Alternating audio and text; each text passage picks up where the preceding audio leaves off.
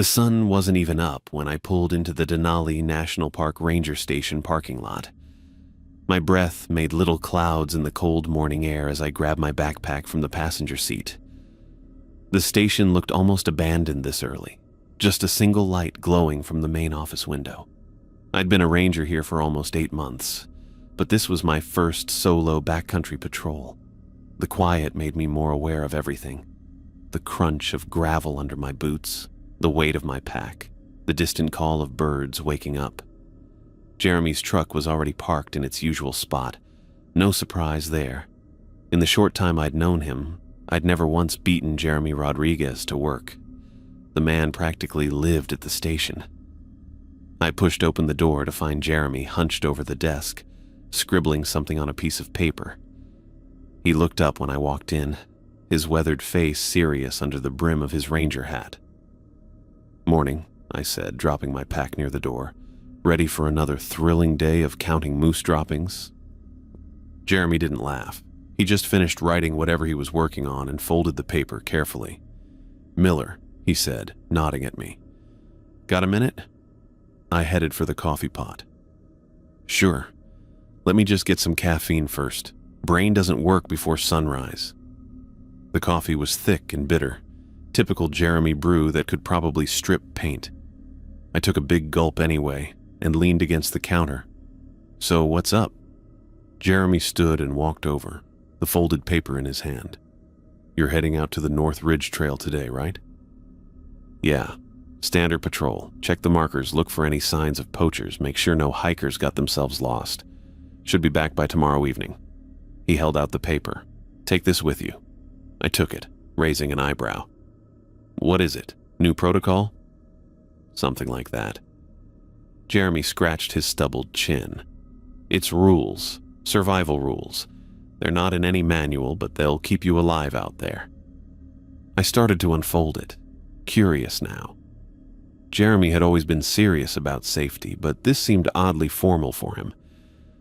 The paper had 5 numbered items written in Jeremy's neat handwriting. 1. If you see a red jacket hanging from a tree, leave it alone. Don't touch it, don't approach it, don't even take a picture of it. Walk away and don't look back. 2. Keep music on your phone. If you find a body with the head missing, put on headphones immediately and play music until you're at least half a mile away. 3. Never talk to anyone with no face. 4. If you hear your name called from the forest, ignore it completely. 5. If you see yourself walking toward you on the trail, run back to the station. Don't stop for anything. I looked up from the paper, waiting for Jeremy to crack a smile. He didn't. "Seriously?" I laughed. "No face? Seeing myself? What is this? Some kind of initiation thing for the new guy? Did Sarah put you up to this?" Jeremy crossed his arms. "This isn't a joke, Miller. These rules have been passed down by rangers who worked this park for decades. The ones who made it back, anyway." "Right." I folded the paper and tucked it in my jacket pocket. "And let me guess, rangers who don't follow the magic rules get eaten by the Denali boogeyman?" "We've lost 6 rangers in 15 years. Never found a trace of them." Jeremy's voice was flat. Every single one was patrolling alone and didn't know the rules. A chill ran through me that had nothing to do with the morning cold. Jeremy wasn't the type to mess around, but this was ridiculous. "Look, I appreciate the concern, but I've been hiking these mountains since I was a kid. I know how to handle myself in the wilderness. This isn't about wildlife or exposure." Jeremy checked his watch. "We should load up. Sun's coming soon and you've got a long day ahead." I decided to play along. No point arguing with him, and it was probably some elaborate prank the veterans played on newer rangers. I'd been waiting for something like this. Hazing was practically a tradition in places like this. We loaded my gear onto the station ATV in silence. I packed extra water, emergency rations, first aid supplies, and my satellite phone. Standard procedure for backcountry patrol. Jeremy watched me check everything with that same serious expression. "Don't forget a portable charger for your phone," he said. "You might need that music." I rolled my eyes but tossed a charger in my pack anyway. The sky was turning a pale gray as we drove out to the trailhead. Jeremy navigated the bumpy access road with practiced ease, barely slowing for the ruts and potholes I would have crashed into. The ATV's headlight cut through the early morning mist, revealing glimpses of the wilderness around us. Tall pines, rocky outcroppings, and the massive mountains looming in the distance. Neither of us talked much during the drive. I was still half asleep despite the coffee, and Jeremy never was much of a talker. The radio crackled occasionally with check-ins from other rangers, but our section of the park was quiet this time of year. Tourist season was winding down, and most hikers stayed on the main trails near the visitor center. We reached the trailhead just as true daylight arrived. I hopped off the ATV and grabbed my gear, ready to get started. The trail ahead disappeared into thick forest, familiar and inviting. I'd hiked parts of it before, but never the full route into the deeper wilderness. Jeremy shut off the engine and looked at me. "Remember those rules, Miller. They matter." "Got it," I said, slinging my pack over my shoulders. "No talking to faceless hikers. I'll be sure to card everyone I meet." "I'm serious." Jeremy's eyes narrowed. "Follow them exactly as written. Don't improvise." I gave him a mock salute. "Yes, sir. I promise not to get eaten by the forest monsters." Jeremy didn't smile. "Radio check-in every 4 hours. If you miss 2 in a row, we'll send someone to find you." "Won't be necessary, but noted." I adjusted my hat against the growing light. "See you tomorrow evening?" Jeremy nodded and started the ATV again. "Be careful out there, Miller." I waved as he turned around and headed back toward the station. As the sound of the engine faded, I was left with the quiet of the forest, the rustling leaves, distant bird calls, and my own breathing. The folded paper sat forgotten in my jacket pocket as I pulled out my trail map. I had markers to check, wildlife to monitor, and miles to cover before nightfall. Whatever game Jeremy was playing would have to wait. I had a job to do. I checked my compass, adjusted my pack one last time, and started down the trail. The morning air was crisp against my face, carrying the smell of pine and earth. Above the trees, the first clear light of day illuminated the snow-capped peaks of Denali. It was going to be a perfect day for a hike. Little did I know that I should have paid much closer attention to that folded piece of paper. 3 hours into my patrol, the hiking rhythm had settled comfortably into my body. The regular pace of my boots on the trail, the weight of my pack against my shoulders, and the clean mountain air filling my lungs had put me in a good mood. The trail wound through dense pine forest, occasionally opening to give breathtaking views of the mountains. I'd already checked 3 trail markers and documented a small herd of caribou grazing in a distant meadow. I rounded a bend in the trail and stopped dead in my tracks. Hanging from a branch that extended over the path was a small red jacket. It swayed gently in the air. No, that wasn't right. It wasn't moving at all, despite the morning breeze that rustled the pine needles around it. The jacket was child-sized, bright red, and looked brand new. The fabric seemed to almost glow against the dark green of the surrounding forest. "What the hell?" I muttered, taking a step closer. My hand froze halfway to my camera as a cold feeling washed over me. Jeremy's rules. The first one specifically mentioned a red jacket hanging from a tree.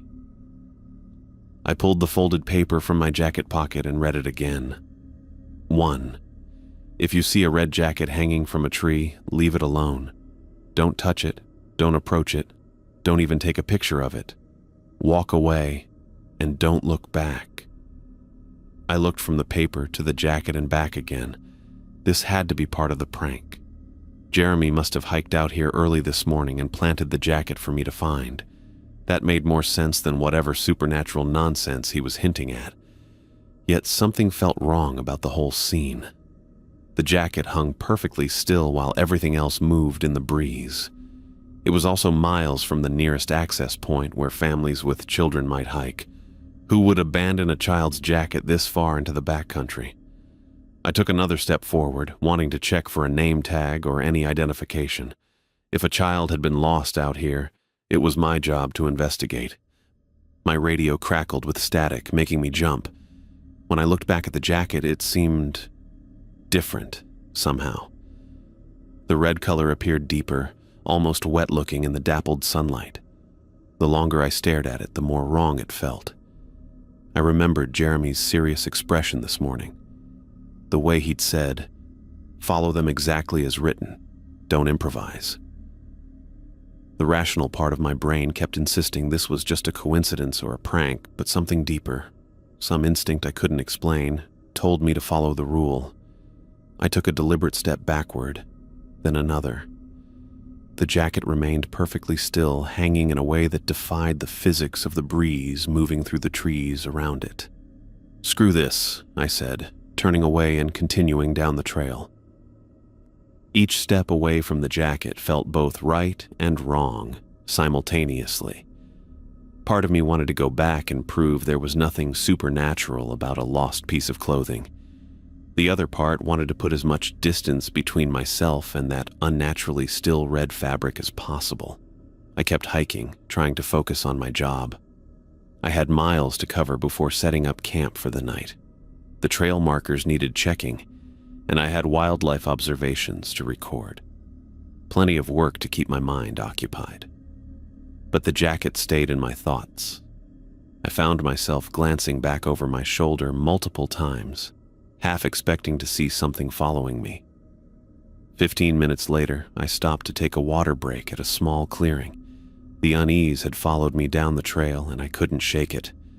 I turned to look back the way I'd come, squinting through the trees. The jacket was gone. I nearly choked on my water. There was no way anyone could have reached it in that time. I hadn't passed another soul on the trail, and the nearest access point was hours away. No wind could have blown it off the branch, especially not when it had been so unnaturally still. The hair on the back of my neck stood up. I capped my water bottle with shaking hands and put it back in my pack. Jeremy's warnings suddenly felt less like a joke and more like a survival guide. What else might I encounter out here? The forest around me seemed quieter now, as if holding its breath. The familiar wilderness I'd been confidently hiking through all morning now felt like strange territory. I pulled out the paper again and read through all 5 rules carefully. No red jackets. Music if you find a headless body. Don't talk to faceless people.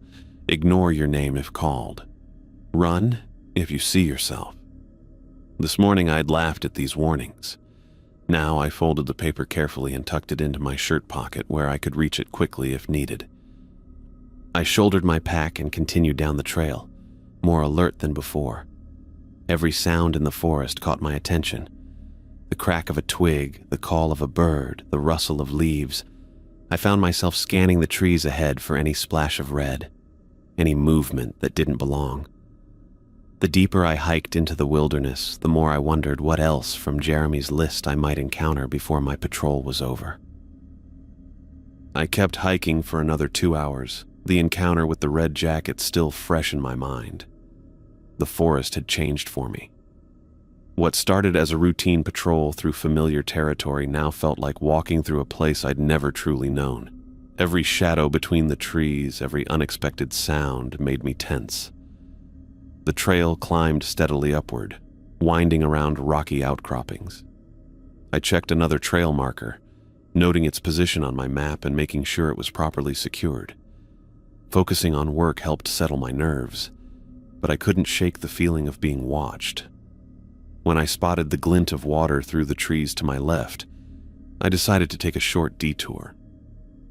My canteen needed refilling, and a quick break by a stream might help clear my head.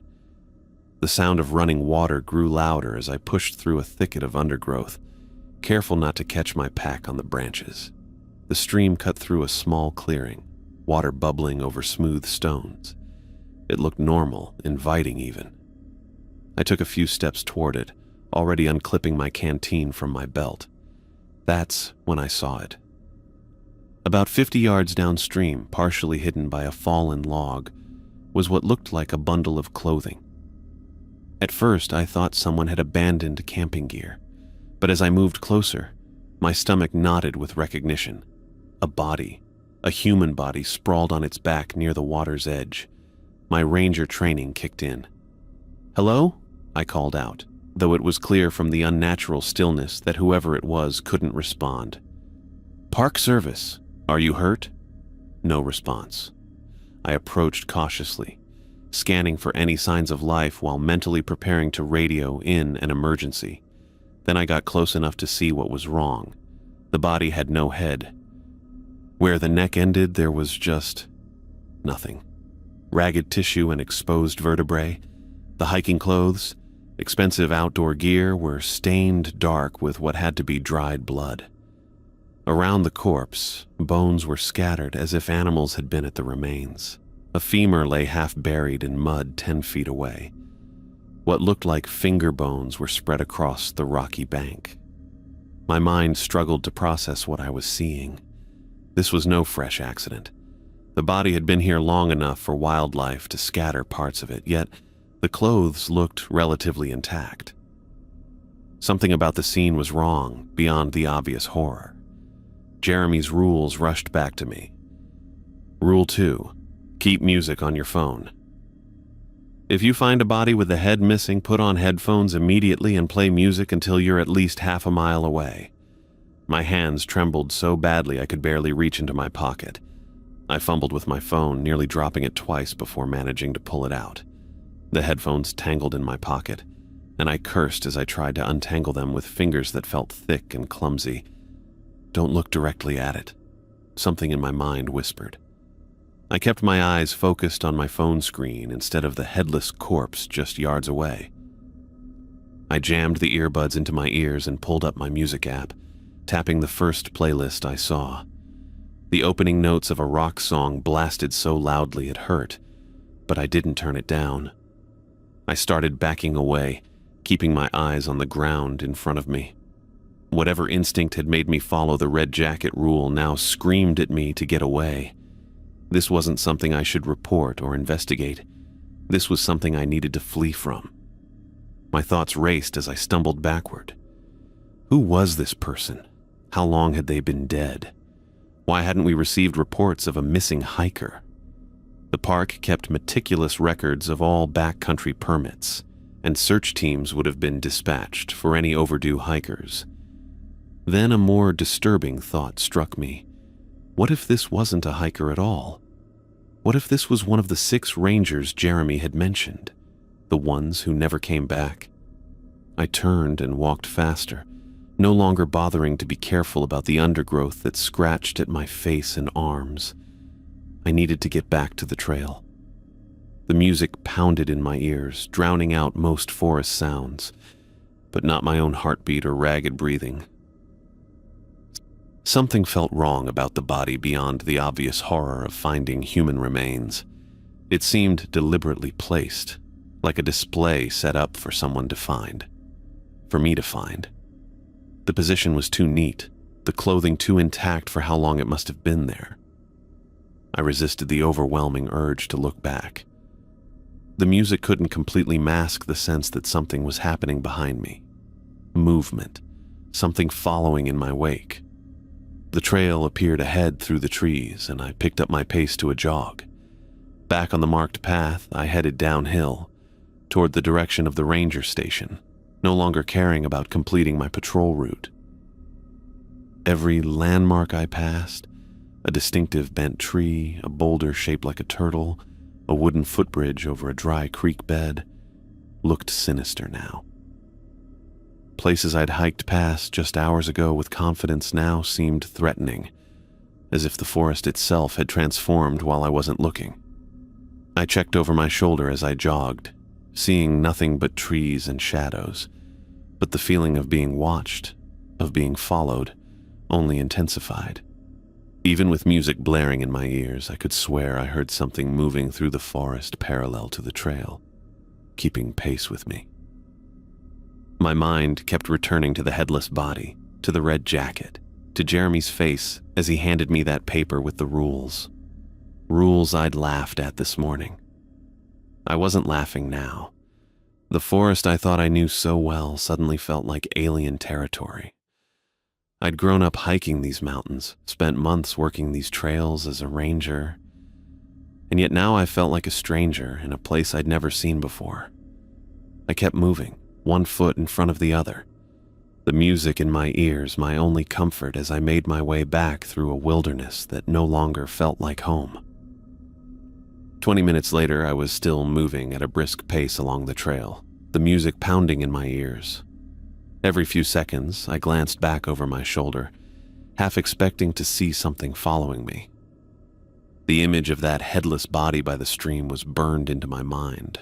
The ragged neck, the scattered bones, the neatly arranged clothing. I couldn't shake the feeling that I'd disturbed something by finding it. The trail narrowed as it cut through a dense section of pines. Overhead, the branches formed a canopy that blocked much of the daylight, creating a twilight effect even though it was still early afternoon. My boots crunched on pine needles as I maintained my quick walking pace, eager to put as much distance as possible between myself and that grisly scene. I turned down the volume of my music slightly, just enough to hear if anything approached. Jeremy's rules kept cycling through my head. I'd already encountered 2 of the 5 warnings in less than a day. What were the odds? This couldn't be coincidence anymore. The trail curved ahead, winding around a massive boulder that blocked my view of what lay beyond. As I rounded the bend, I spotted a figure walking toward me about 50 yards away. Relief washed over me. Another human being. Maybe another ranger or a hiker with a backcountry permit. After what I'd experienced, seeing someone normal would be welcome. I raised my hand in greeting as we drew closer. The person wore standard hiking gear, khaki pants, a blue moisture-wicking shirt, and a small day pack. Their movements seemed perfectly natural as they navigated the uneven terrain of the trail, but something felt off. The closer they got, the more my relief transformed into unease. They weren't acknowledging my greeting. Their head was angled slightly downward, making it hard to see their face under the brim of their hat. When we were about 20 feet apart, the hiker finally looked up. I stopped dead in my tracks, my breath catching in my throat. Where there should have been eyes, a nose, a mouth, there was nothing. Just smooth, pale skin stretched tightly over the skull. No features at all. Not even indentations where features should be. Just blank, flesh-colored emptiness. My mind reeled, trying to process what I was seeing. This couldn't be real. People don't just walk around without faces. Maybe it was a mask, a prank. The faceless figure tilted its head slightly, as if curious about my reaction. Then it took another step toward me. Jeremy's rules slammed back into my consciousness. Never talk to anyone without a face. I turned and ran. My feet pounded against the dirt trail as I sprinted away from the faceless hiker. The music still played in my ears, but I barely registered it over the sound of my own ragged breathing. I pushed my body harder, faster, desperate to put distance between myself and whatever that thing was. Behind me, I heard footsteps. Not the measured pace of a normal hiker, but rapid, unnatural footfalls gaining speed. The thing was chasing me. I risked a glance back and immediately wished I hadn't. The faceless figure was running, if you could call it that. Its movements were all wrong, its limbs bending at angles that human joints shouldn't allow. And it was fast, much faster than any person should be able to move through dense forest terrain. The gap between us was closing. I faced forward again and ran harder, my lungs burning with the effort. Branches whipped at my face and arms as I veered off the main trail, hoping to lose my pursuer in the thicker undergrowth. My pack bounced painfully against my back, but I didn't dare stop to adjust it. The sound of pursuit grew louder behind me. Over the music in my headphones, I could hear something else, a wet, rasping noise that could only be the thing's breathing. The sound made my skin crawl, raising goosebumps along my arms despite the sweat pouring down my face. I crashed through a thicket, thorns tearing at my uniform and scratching my hands. The main trail appeared again ahead of me, and I lunged for it, knowing I'd make better time on the clear path. I had to get back to the station. That was the only thought in my mind now. Reach the station, get inside, find help. My foot caught on an exposed root, and I went down hard, sprawling across the dirt. Pain shot through my knee and palms as they scraped against the ground.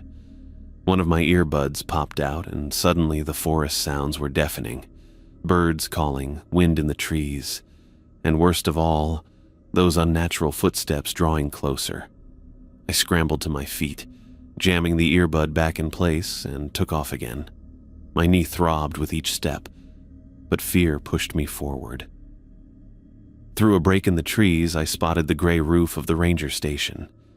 It was still at least a quarter-mile away, but the sight gave me a surge of desperate energy. I pushed myself harder, legs pumping as I flew down the trail. The breathing sound behind me grew louder, closer. I could almost feel it on the back of my neck now. The station's wooden walls came into view, then the front steps, the door. 50 yards. 30. 20. With one final burst of speed, I reached the small clearing in front of the station and sprinted across it. My hand found the door handle and I yanked it open, throwing myself inside before slamming it shut behind me. I collapsed against the door, gasping for breath, legs trembling so badly I could barely stand. My chest heaved as I tried to pull air into my burning lungs. Through my panting and the music still playing in my ears, I became aware that I wasn't alone. Jeremy and Sarah Thompson sat at their desks on the far side of the room, both wearing headphones. They looked up at my dramatic entrance, but their expressions weren't what I expected. No shock, no concern, just calm recognition. Something slammed into the door behind me, the impact so violent it nearly knocked me forward. The entire wall shook. I yelped and stumbled away from the door, backing toward the center of the room. Another impact hit the door, then another. The windows rattled in their frames with each blow. Whatever was outside wanted in, and from the force of the pounding it might actually break through. I opened my mouth to shout, to ask what the hell was happening, but Jeremy held up his hand in a clear signal to be quiet. Then he pointed to a pair of over-ear headphones sitting on the counter. I looked from Jeremy to Sarah, bewildered. Sarah hadn't even gotten up from her desk. She was typing something on her computer as if nothing unusual was happening, despite the fact that the entire building shook with each impact against the door. Another thunderous blow hit the station wall, and I lunged for the headphones. Whatever was happening, Jeremy clearly knew the protocol. I slipped them over my ears, disconnecting my earbuds from my phone and plugging in the larger headphones instead. The pounding continued, each impact sending vibrations through the floor beneath my feet. I could feel it in my bones, even if the headphones muffled the actual sound. The door looked sturdy, but how long would it hold against that kind of force? Jeremy motioned for me to sit down. His face was serious but calm, as if this were a routine occurrence. He pointed to his own headphones, then gave me a thumbs up, asking if mine were working. I nodded, though I still had no idea what was happening. Sarah slid a notepad across her desk toward me. On it she had written, "Don't speak. It can mimic voices. Music only until it leaves." I stared at the note, then back at the door as it shuddered under another powerful blow. The thing outside, the faceless hiker, could mimic voices. What else could it do? How long would it stay out there? I sank into a chair, legs still weak from my desperate run. My uniform was torn in several places and blood seeped from scratches on my hands and face. My knee throbbed where I'd fallen. Jeremy and Sarah returned to their work as if this were all perfectly normal. Sarah continued typing at her computer while Jeremy sorted through a stack of papers, occasionally making notes, all while something that shouldn't exist tried to break down our door. I turned up the volume on my music, trying to drown out the vibrations I could feel through the floor. The pounding continued, relentless and methodical, as if the thing outside had all the time in the world. I thought of the rules Jeremy had given me, the ones I'd laughed at just this morning. The red jacket, the headless body, now a faceless person. 3 out of 5 rules encountered in a single day. What were the odds? I pulled the folded paper from my pocket and read through the rules again, my hands still shaking. Rule 3. Never talk to anyone without a face. I'd followed it instinctively, running without saying a word. Had that saved my life? The building shook with another powerful impact. I looked at Jeremy and Sarah, calmly working at their desks while something impossible tried to break in. How many times had they been through this before? How much was there about this park that I didn't know? I leaned back in my chair, closed my eyes, and let the music wash over me. The pounding continued outside, each impact a reminder that the wilderness I thought I knew was home to things I'd never imagined, things that apparently wanted in. The pounding on the door continued with methodical precision. Each impact sent vibrations through the wooden floor beneath my feet, traveling up through my chair and into my bones. I checked my watch. 20 minutes had passed since I'd burst into the station. 20 minutes of that thing outside trying to get in. I kept the headphones tight over my ears, music playing at a volume that bordered on painful. The large over-ear cups blocked most external sound, but I could still feel each blow against the building. My knee throbbed where I'd fallen on the trail, and small trails of blood had dried on my scratched hands. Jeremy sat at his desk, calmly reviewing paperwork as though nothing unusual was happening. Across the room, Sarah continued typing at her computer, occasionally glancing at the door when a particularly strong impact made the windows rattle. Their composure was almost as unsettling as what waited outside. I pulled out my phone, ready to call for backup or emergency services. This wasn't something we could handle alone. Whatever was out there was strong enough to shake the entire building. I started to dial, but Jeremy noticed and held up his hand, making a sharp cutting motion across his throat. I pointed at my phone, mouthing the words, "Call for help," even though I knew he couldn't hear me through his headphones. Jeremy shook his head firmly. He pulled a notepad toward him, wrote something quickly, and slid it across to me. It mimics voices perfectly, has tricked rescue teams before. Stay quiet. I stared at the note, my finger hovering over the call button. The building shook with another powerful blow. What if the door gave way? What if the windows broke? Shouldn't we at least try to get help? Sarah must have read my expression. She got up from her desk and walked to a filing cabinet in the corner. After rifling through a drawer, she pulled out a folder and brought it to me. She opened it on the desk in front of me, tapping her finger on the first page. It was an incident report dated 5 years earlier. The heading read, "Search and Rescue Operation, Ranger Mitchell Davis." I skimmed the contents while the pounding continued outside. The report detailed how Ranger Davis had radioed for help, claiming to be injured on the North Ridge Trail. A rescue team was dispatched but found no sign of Davis at the coordinates he provided. Instead, they discovered his radio abandoned on a rock, still operational, with no tracks or evidence of his presence. Sarah flipped to the next report. This one described a ranger who had gone missing 3 years ago. The search team reported hearing his voice calling for help from deep in the forest, but the voice seemed to come from multiple directions simultaneously. 2 members of the search party were later found unconscious with no memory of what had happened. The missing ranger was never located. Report after report documented similar incidents. Rangers who disappeared. Search parties that heard familiar voices calling from impossible locations. Radio communications that made no sense or contained sounds that couldn't be explained. I pushed the folder away, my stomach turning. The station shook with another impact. I looked at Jeremy, who watched me with a grim expression. He knew I was starting to understand. 30 minutes became 45. The pounding never slowed or faltered. Whatever was outside had inhuman patience and stamina. I checked my watch again. Almost an hour had passed since I'd first burst through the door. My music playlist had cycled through completely and started over. I studied Jeremy and Sarah, trying to understand how they could remain so calm. This clearly wasn't their first encounter with the thing outside.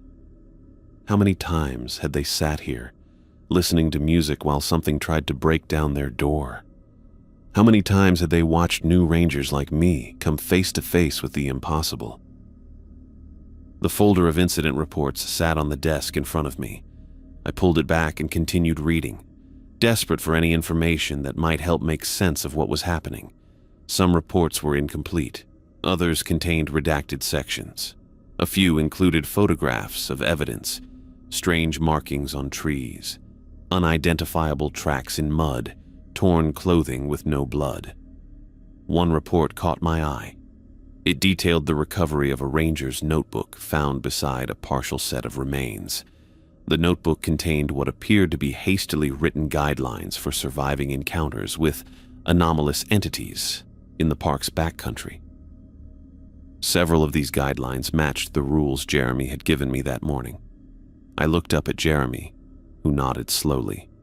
The rules hadn't been made up. They were real, written in blood by those who'd learned the hard way what happened when you encountered the impossible. After an hour and 10 minutes, the pounding suddenly stopped. The silence was so abrupt it felt like a physical presence. I tensed, waiting for something worse.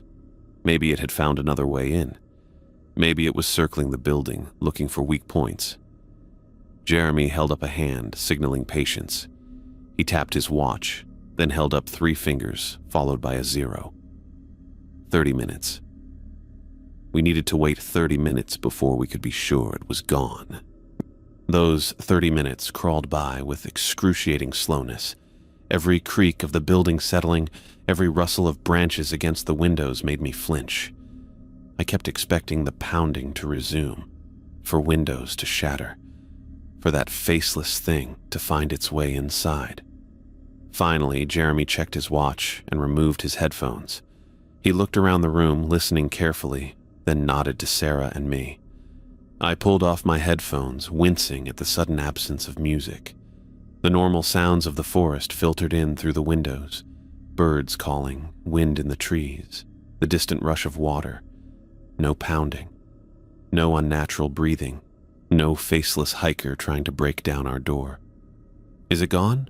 I asked, my voice sounding strange after hours of silence. Jeremy nodded. "For now."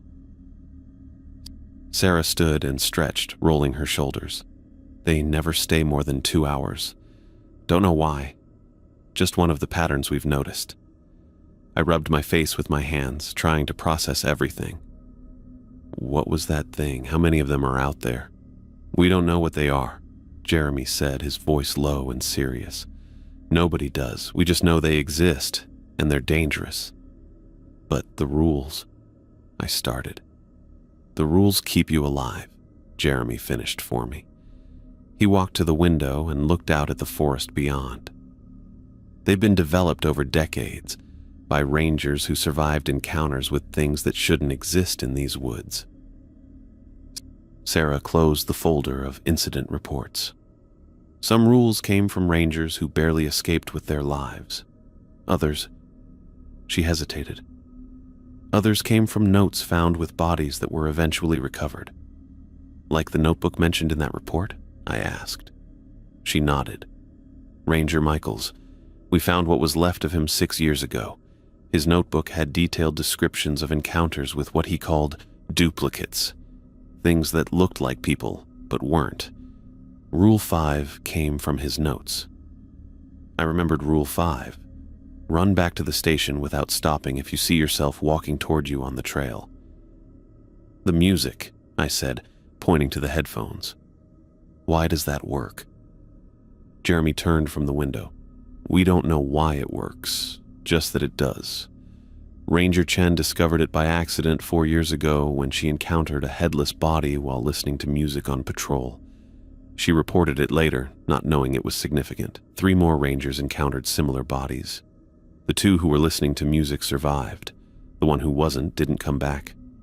I thought of the headless corpse by the stream, the scattered bones, the ragged neck. Was that one of our missing rangers I found today?" Sarah and Jeremy exchanged glances. "Possibly," Sarah said. "We've never recovered all our missing personnel. Some just vanish." "But why haven't I heard about any of this?" I asked. "I've been working here for 8 months. Why keep new rangers in the dark until they're already out in the field?" Jeremy sighed and sat on the edge of his desk. "Would you have believed me if I'd told you all this during your orientation? That there are things in these woods that defy explanation? Things that can look like people, sound like people, but aren't people at all?" I remembered how I'd laughed at the rules this morning, how I'd assumed it was all an elaborate prank. No, I wouldn't have believed him. "The Park Service higher-ups don't acknowledge any of this officially," Sarah added. "These incident reports, they're kept separate from the official records. As far as administration is concerned, rangers who disappear are victims of typical wilderness hazards, falls, exposure, wildlife attacks. But the ones who come back," Jeremy said, "they learn. And they pass on what they learn to others. That's how the rules get refined, updated. That's how we survive." I looked at the paper with the 5 rules, now wrinkled from being folded and unfolded so many times today. So all of these are real? The red jacket, the headless bodies, the faceless people, the voices calling your name, seeing yourself on the trail. They've all happened before? "Many times," Jeremy confirmed, "though not usually 3 in one day like you experienced. That's unusual." I thought about how close I'd come to touching that red jacket, to investigating the headless body as a potential crime scene, to speaking to the faceless hiker. Any one of those decisions could have been fatal. "From now on," I said, tucking the paper carefully into my shirt pocket, "these rules stay with me on every patrol." Jeremy nodded, something like approval in his expression.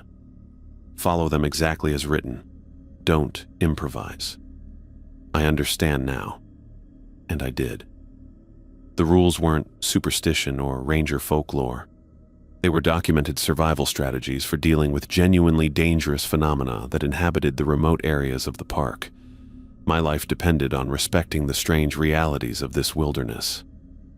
Sarah returned to her computer. "You should get those scratches cleaned up. First aid kit's in the bathroom."